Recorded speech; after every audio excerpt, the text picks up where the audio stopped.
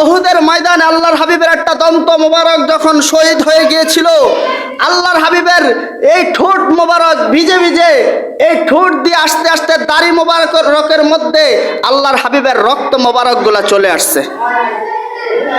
আল্লাহর হাবিবের রক্ত মোবারক যখন দাড়ি মোবারকের কাছে চলে আসলো,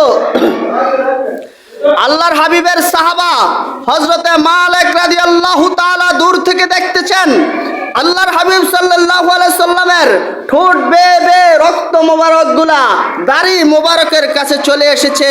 হযরতে মালিক রাদিয়াল্লাহু তাআলা আর সহ্য করতে পারেন নাই, দৌড়িয়ে গিয়ে আল্লাহর হাবিবের দাড়ি মোবারক থেকে চুষে চুষে সবগুলা রক্ত মোবারক পান করে নিলেন। অবস্থা একটু স্বাভাবিক হলো। আল্লাহর নবীর সাহাবারা আল্লাহর নবীর কাছে এসে জানালো, ইয়া রাসূলুল্লাহ, ইয়া হাবিবাল্লাহ, আপনি তো ইসলামের মধ্যে রক্তকে হারাম করেছে, কিন্তু আপনার মালিক দেখেছি যুদ্ধের ময়দানে আপনার এই দাড়ি মোবারক থেকে, আপনার এই জামি থেকে রক্ত মোবারকগুলা চেটে চেটে খেয়েছে। ইয়া রাসূলুল্লাহ, ইসলামে তো এটা হারাম করেছে, রক্তটাকে হারাম করেছে। আমার দয়াল নবী রাহমাতাল লিল আলামিন নবী সঙ্গে সঙ্গে হযরতে মালিক রাদিয়াল্লাহু তাআলাকে ডাক দিলেন, ও মালিক, এখানে আসো। মালিক হাজির। লাব্বাইকা ইয়া রাসূলুল্লাহ, নবী গো, কেন ডেকেছেন?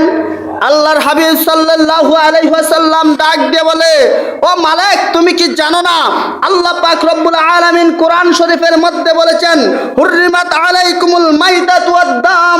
তুমি কি এই কথা জানো না আল্লাহ পাক রক্তকে হারাম করেছে? তুমি কেন রক্ত মোবারকগুলা চুষে চুষে খেয়ে নিলা? হযরতে মালিক রাদিয়াল্লাহু তাআলা ডাক দিয়ে বলে, ইয়া রাসূলুল্লাহ, ইয়া হাবিবাল্লাহ, আমি জানি যে আল্লাহ পাক রক্তকে হারাম করেছে, তবে আমি এইটুকু জানি আপনি দুনিয়ার জমিনের সাধারণ কোনো মানুষের মতন মানুষ নয়, আপনার মূলে হলো নূর।